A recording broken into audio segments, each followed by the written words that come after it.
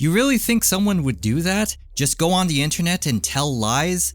Yes, they would! That's why we take the initiative to see the new video games on the market. We look at them, we analyze them, we follow up on them, and then we learn from them. But today, instead of following up on games we looked at a few months ago, we're going to look at one component of a single game, the single-player campaign of Doom. It seemed to me like a typical single-player campaign of a modern first-person shooter, with checkpoints and cutscenes galore, on rails, holding your hand every step of the way, and it's going to have that one plot twist in the middle like it usually does in AAA games these days. That was based on an hour-long stream on Twitch, with two developers showing off the single-player campaign to the world. How accurate was that analysis? Let's find out. I played this on Nightmare, and if you're wondering how I was able to play this the first time around, it's because you can play it the first time around. It just looks disabled in the menu. Despite playing on Nightmare, I found the game to be pretty easy and straightforward. The difficulty only came from the monsters dealing around 50 to 60 damage per hit. The hardest part of the game is actually the beginning, since you die in 2 hits, and you only have a shotgun and very little ammo to work with. You have to get up close and personal. Once you get 3 or 4 weapons and get a few upgrades, the game becomes significantly easier. The arenas make up a core part of the game. You're locked in a room and you have to kill everything in order to move on. They did talk about the arenas in the hour-long stream, and I thought it was really cool. It just never crossed my mind there would be so many of them, and the vast majority of the combat in the game was happening there. But these arenas are actually quite easy. To those of you who have played the game, let me ask you this. How many monsters are in the arena at any given time, not counting the possessed? The most I've seen is 6. And if I'm understanding this correctly, the absolute maximum that can exist in the game at any given time, not counting the possessed, is 12. That is a very low number, and it also explains why the game is easy. They only come at you a handful at a time. I get the feeling this was done for consoles. They need to maintain the frame rate, and those slow turning speeds makes it impossible to deal with a swarm of imps flanking you from the side. That's not to say I haven't died a few times myself. A lot of my deaths were because I got stuck on the terrain or I blew myself up with the rocket launcher. Oops. There were some things I saw on the stream that made me think this was a typical single-player campaign of a modern first-person shooter. They had to appeal to the Call of Duty kids to make money. What better way to do that than with gimmicks that look cool? I said the glory kill system seemed really gimmicky to me. Yeah, it looks cool, but how long until the novelty wears out? Hatred comes to mind with its executions, but at least it's much faster here. For me, the novelty wore out in the first level, but I've also discovered something else about them. Not only are glory kills useless, I've actually died because I stopped to perform a glory kill. I even died closing the gap to go for a glory kill. It's the latest in baiting technology. That 5 extra health you get is not worth it when you're left open to attacks that do 50 to 60 damage each. It took me a while to figure that out, but once I did, I slowly got out of the habit of doing them. But there's something else in the game that's much more useful than glory kills. If you're low on health and you kill something, they drop a lot of health anyway. The lower your health, the more health you get back. At that point, they might as well let us hide behind a wall and regenerate health. People hate health regeneration because it makes the games easy and casual, yet they don't have a problem with something else that has the exact same effect. Instead of running away to regain your health, you just ignore it entirely and do what you've always been doing the entire time. I should have died many times over, but the game just keeps refilling my health on the fly. Funny how that works. So the glory kills are what I expected it to be, but worse. It's only in the game to make you feel like a badass, and they tied them into the challenges and the finishing moves for the bosses to try and give them some importance. It's a high-risk, low-reward type of ability, the kind of thing you would do when you want to show off, like, for example, showing off the game before launch. The only exception to this is with the Berserker power-up. Then it becomes useful because everything is a one-hit kill. I think the glory kills should have been limited to the Berserker because remember, the Berserker pack in the original Doom healed you on top of giving you a devastating melee attack. This would have been the best way to have those glory kills and its healing ability without making it gimmicky and overused. You would then want that power-up because you need its healing and its one-shot ability, and you'll enjoy it because you're bashing their heads in and ripping them apart. Another weird design change I noticed was how they reworked the chainsaw. I thought they would be skimping on the ammo pickups because you had the chainsaw to farm ammo from the demons. That means less time the developer would be spending on placing and balancing the ammo pickups. I was definitely wrong on this, but they took it to the extremes. Every level is loaded with ammo. You're basically swimming in it. The game has so much ammo, I never used the chainsaw past the foundry. I was saving it for when I became desperate and I really needed more ammo. That never happened. It only feels limited in the beginning of the game, but that's because you can only carry 20 shells. The ammo pickups themselves are abundant. Once you pick up more weapons, you can use different types of ammo, and combined with the ammo capacity upgrade and those payload crates, you will never run out. I don't think I've picked up more than half of the ammo in the game. There's just so much of it, and even when I did run out for a weapon, I'd have ammo for it within a few seconds. It's ridiculous. They certainly did not spend any time balancing the ammo pickups. Now for the big one. I called the linearity of the game into question. They said there would be multiple paths to the objective, but they never demonstrated that on stream. You can have linear levels and make them look and feel non-linear. A lot of people who have played this game said the game is non-linear. I finally get around to playing the game, and what do I find? The game is linear. Yes, it's linear! Why do people keep saying it's non-linear? Well, let's take a step back for a moment. Many of the original Doom levels had a circular design to them. You could move through one corridor and keep going until you eventually find yourself back where you started. You had multiple paths to an objective, whether it's a key or a switch you need to go further.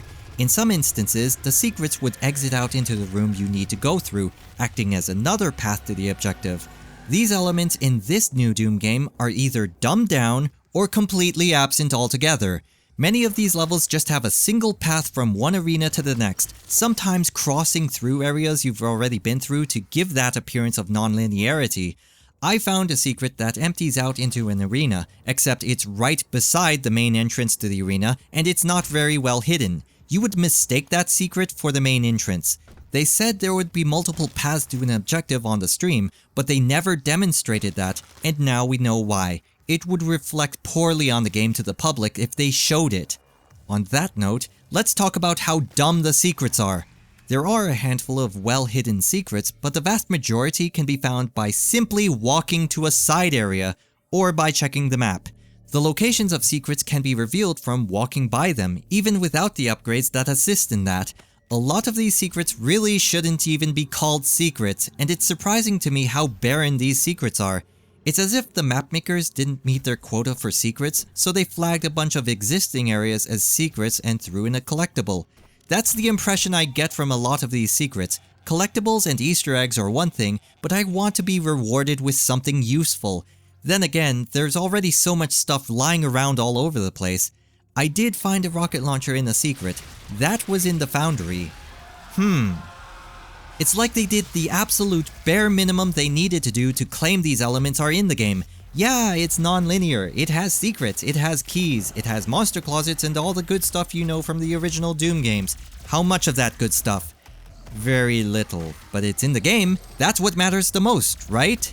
And when people talk about how non-linear this game is, they talk about the early parts of the game, like the Foundry level. Have you noticed the pattern here? It seems like the whole point of the first few levels is to get everyone to go onto the forums and say, the levels are non-linear, it's totally a throwback to the original Doom. You're hunting for keys. Look how big and complex this map is.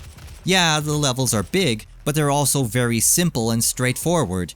There's another thing I was wrong about. The objective marker is not required to get through the levels. I've disabled that. Many of the rooms and hallways are distinct enough that you can figure out where you are and how to get to your next destination. But again, they go to the extremes with this. The levels are so simple and linear that you cannot get lost. The objective marker is just a formality. That's how the game is structured. You move from one arena to the next, with many points of no return, and relatively little action in between. You're locked out of many areas you've already went through. See the area of the map that you've never been to? Go there. It looks very complicated on the map, but if you pay attention to how you move through the level, the linearity becomes apparent. The vast majority of the game is like this. The Foundry is the exception, not a representation of the entire game. I'm really surprised that very few people have noticed how linear this game is, not only in the level design, but also in how the game flows and where it's letting you go. Other things I've mentioned, like the checkpoints, were expected. They're very frequent. And the plot twist I mentioned is still up in the air because I never paid attention to the story. Did I miss something? Oh well, too late. The length of the game was also easy to predict. The developers said 13 to 15 hours, depending on the difficulty. I finished this game in 9 hours on Nightmare, and that includes exploring the levels and finding most of the secrets that were not so secret. This was my first and only playthrough. Many players are reporting between 8 to 10 hours on Ultraviolence. Maybe that 13 to 15 hours is completing the game 100%. I'm not stopping to do that. Then there's the cutscenes, or scripted sequences. Doesn't matter because the game has both. The developer never actually said on stream that there would be no cutscenes. They only said cutscenes were not what they felt Doom was about. They were giving their opinion. There are very few of them, but they're still in the game. I don't mind them, but when people tell me there are no cutscenes, and I run into full-blown unskippable cutscenes, I have to wonder what the hell is going on. It's not the developer telling everyone there are no cutscenes, it's the people who are playing this game. So for the most part, this single-player campaign has been everything I expected it to be. They did walk us through the gameplay beforehand after all, though the outcome was for a few different reasons. They went overboard on the ammo and the arenas, and they emphasized the glory kills too much without making them useful. They did a good job to make a linear game look and feel more open than it really is, but overall, this is a game designed to make you feel like a badass with gimmicky mechanics. They even have people praising the game for things it doesn't even do properly. Rip and tear? More like hipster bear. In all seriousness though, it's a decent game, even though it's short and easy. This is exactly what multiplayer should have been. Fast movement, great gunplay, and amazing action. But I would never call this a real Doom game. This is more in line with games like Hard Reset, Serious Sam, and Painkiller. The thing that surprises me the most is that people are calling this a throwback to old school shooters from the 90s. It's not.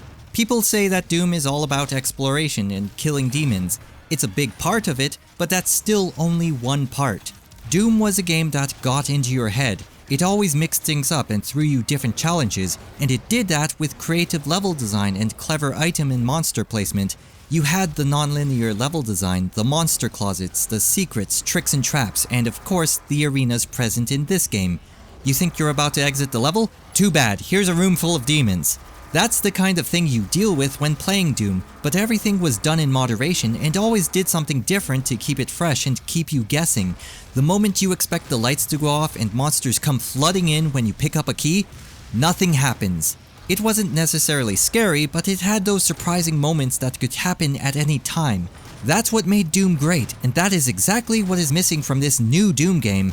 It abuses the arenas and makes the other important elements scarce. It gives you so much ammo that you don't need to pay attention to it.